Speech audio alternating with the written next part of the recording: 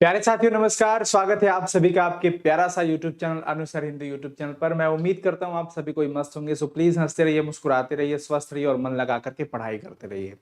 प्यारे साथियों, आज के इस वीडियो के माध्यम से हम आपको बताने वाले हैं, वैसे तो पत्र लेखन का मैं ऑलरेडी वीडियो बना चुका हूं, आप देखे भी होंगे, लेकिन आज आपके बोर्ड एग्जाम में पूछे जाने वाले आवेदन पत्र के बारे में मैं बताने वाला हूं कि आवेदन पत्र कैसे लिखा जाता है। वैसे पत्र दो प्रकार के मुख्यतः होते हैं, एक औपचारिक पत्र और एक अनौपचारिक पत्र।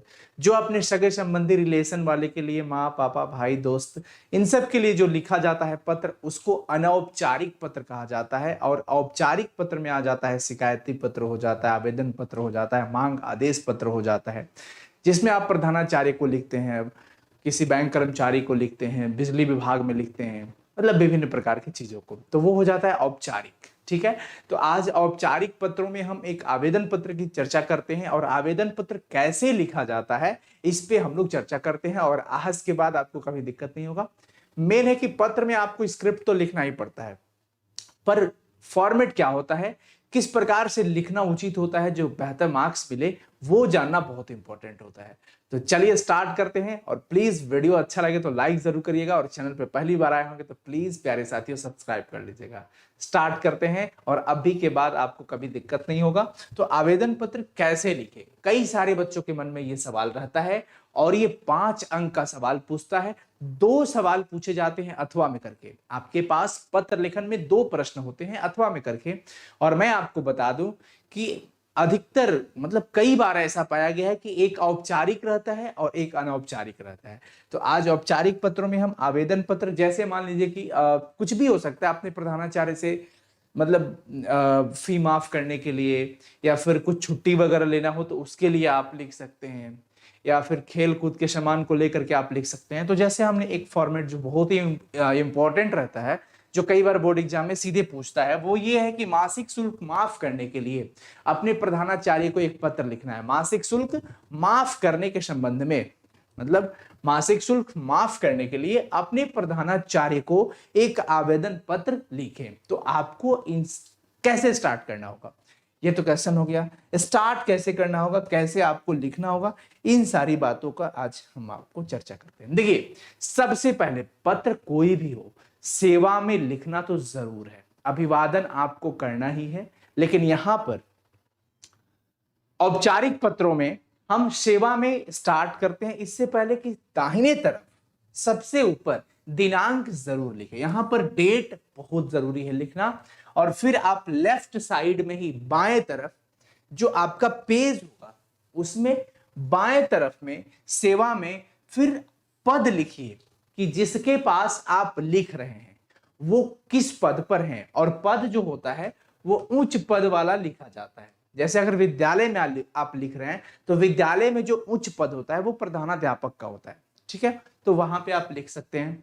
फिर अगर जैसे बैंक में लिखना है तो बैंक के जो ब्रांच मैनेजर होते हैं, शाखा प्रबंधक, उनको लिख सकते हैं, है ना। उस प्रकार से यहां पर जिसके पास आप लिख रहे हैं पत्र, उनका पद होना चाहिए, और उनका एड्रेस में उनका स्थान, कि वो किस स्थान के हैं। जैसे कोई विद्यालय में लिख रहे हैं आप, तो यहां पर विद्यालय के नाम के साथ स्थान लिखिएगा जरूर।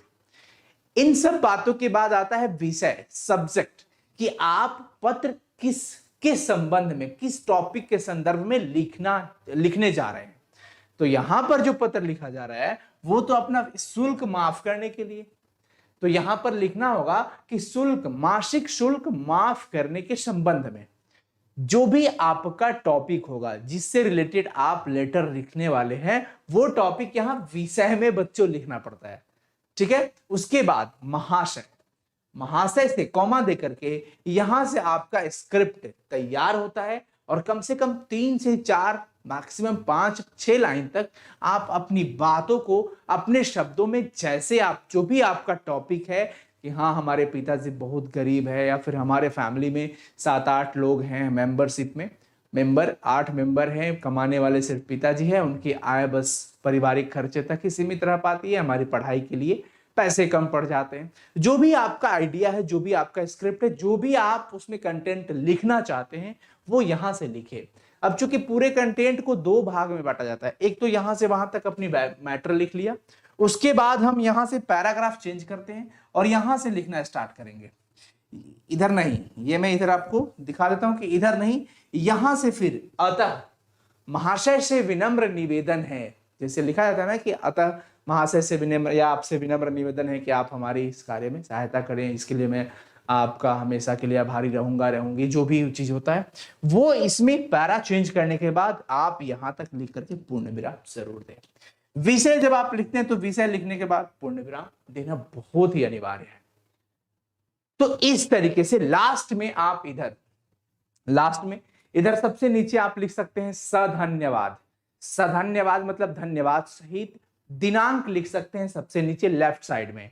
दिनांक में महीना का नाम अक्षरों में लिखना बड़ा ही बेहतर होता है, ठीक है ना।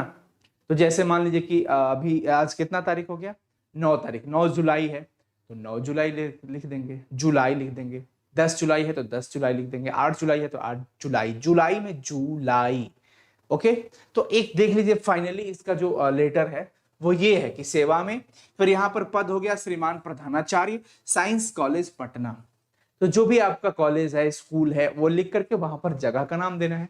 विषय लिखना होता है कि मासिक शुल्क माफ करने हेतु आवेदन। आप ये जो आवेदन पत्र लिख रहे हैं वो किस संबंध में लिख रहे हैं, किससे रिलेटेड लिख रहे हैं, तो रिलेटेड तो यही था ना कि मासिक शुल्क माफ करना है, मंथली फी माफ करना है। फिर वहां से सविनय निवेदन है कि मैं आपके कॉलेज में 12वीं का छात्र हूं या छात्रा हूं। अगर बच्ची लिखती है तो छात्रा लिखेंगी। मैं निर्धन परिवार से हूं, निर्धन का मतलब होता है गरीब, मैं निर्धन परिवार से हूं। 7 सदस्यों वाले परिवार की आय का एकमात्र स्रोत मेरे पिताजी की अल्प आय है। 7 सदस्यों का जो चलाना है, खर्च है, एक पिताजी है कमाने वाले, अल्प आय ही है। परिवार का भरण पोषण भी सुचारू रूप से नहीं हो पाता है। आप अपना इसमें लिख सकते हैं, ये भी लिख सकते हैं, कोई दिक्कत वाली बात नहीं है। तो भाई परिवार का जब भरण पोषण नहीं हो पा रहा है अच्छे से, तो ऐसी स्थिति में मेरी पढ़ाई का खर्च एक अतिरिक्त भार हो गया है जो कि नहीं हो पा रहा है।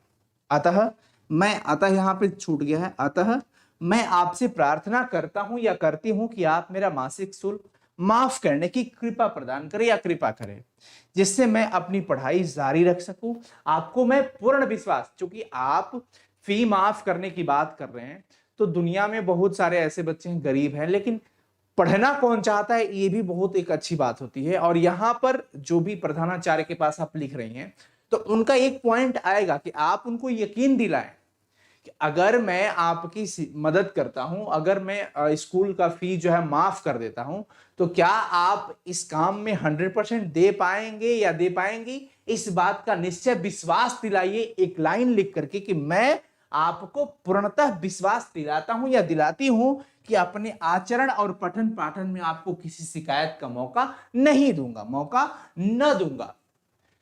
आचरण को लेकर के, बिहेव को लेकर के और पठन पाठन से संबंधित मैं आपको कभी भी शिकायत का मौका न दूंगा, मैं इसका पूर्ण विश्वास आपको दिलाता हूं।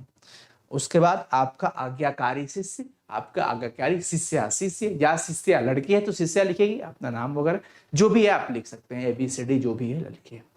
तो इस प्रकार से आप आवेदन पत्र लिख सकते हैं। अब कहीं भी लिखना हो तो ये तो जरूर याद रखिएगा, मासिक शुल्क वाला या फिर छुट्टी वाला, तो ऐसा ही फॉर्मेट होता है। ये अभिवादन इधर, ये जो पहला पार्ट है ये आपको लिखना पड़ेगा, डेट इधर लिख दीजिए और बाएं साइड में लास्ट में आप जरूर लिखिए सधन्यवाद, सधन्यवाद, और जो भी अपना मतलब लिखना हो लिख सकते हैं वहां पे। तो मुझे उम्मीद है कि आपको ये वाला जो पार्ट है बड़ा अच्छा लगा होगा, और मैं डिस्क्रिप्शन में आपको PDF दे दूंगा और भी लेटर का, जहां से आप और भी लेटर देख सकते हैं, पढ़ सकते हैं। ये वीडियो के माध्यम से एक फॉर्मेट बता दिया। तो ऑल द वेरी बेस्ट। कैसा लगा ये वीडियो जरूर कमेंट सेक्शन में बताइएगा। थैंक यू सो मच प्यारे बच्चों, नमस्कार, थैंक यू सो मच। और प्लीज सब्सक्राइब बटन पे जरूर क्लिक कर लीजिएगा। Thank you so much.